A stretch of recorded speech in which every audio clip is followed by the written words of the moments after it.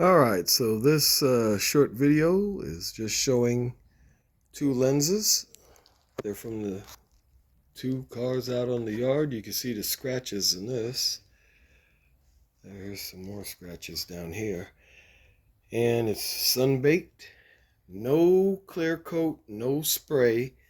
You just take distilled water and 5 grits of sandpaper.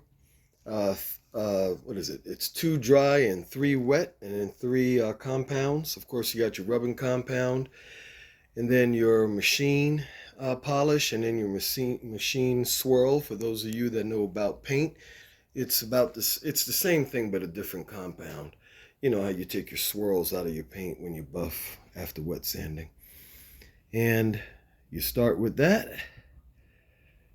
and you end up with that. There you go.